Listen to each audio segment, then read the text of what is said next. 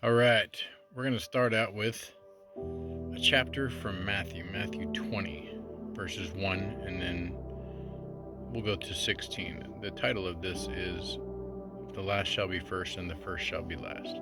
So, a lot of people have heard this over the years, not many people know what it is. So, I'm going to give my best guess and we're going to read and try to decipher what God is saying about this. So, in verse 20, Matthew chapter 20. For the kingdom of heaven is like a landowner who went out early in the morning to hire laborers for his vineyard.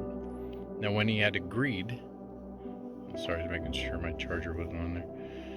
And when he had agreed with the laborers for a denarius a day, he sent them out into his vineyard. And he went out about the third hour and saw others standing idle in the marketplace. And he said to them, You also go into the vineyard, and whatever is right I will give you. So they went. Again he went out about the 6th and the 9th hour and did likewise. He's hiring people. And about the 11th hour he went out and found others standing idle, and said to them, Why have you been standing idle here all day?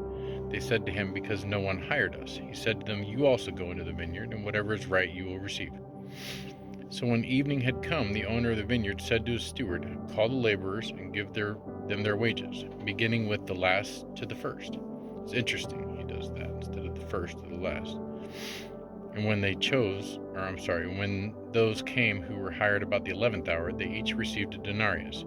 But when the first came, they supposed that they would receive more, and they likewise received each a denarius.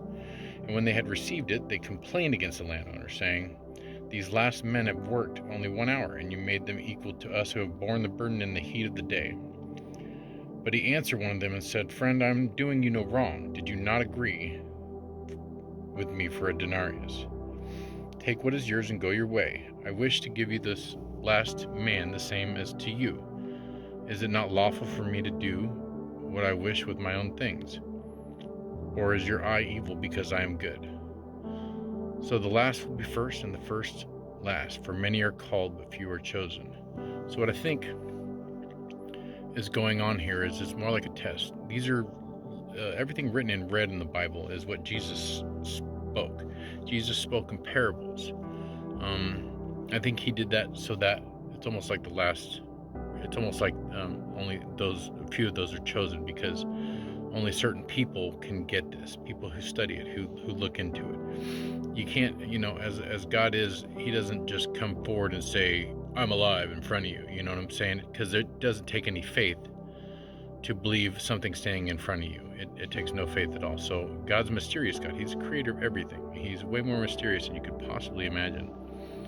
But he's also very loving, and he's very clear when he needs to be. And I think, as Jesus is God in the flesh. God come down in the flesh. I think that he speaks in parables, and there's reasons for this. And I don't know all the reasons, but I actually like it. It's kind of makes you question some things, and not everybody has the straight answer, but the Bible can be, interpreted many different ways, and God uses it to speak to us in many different ways. So what I think is the last was chosen first, kind of because the attitude with the other ones in line.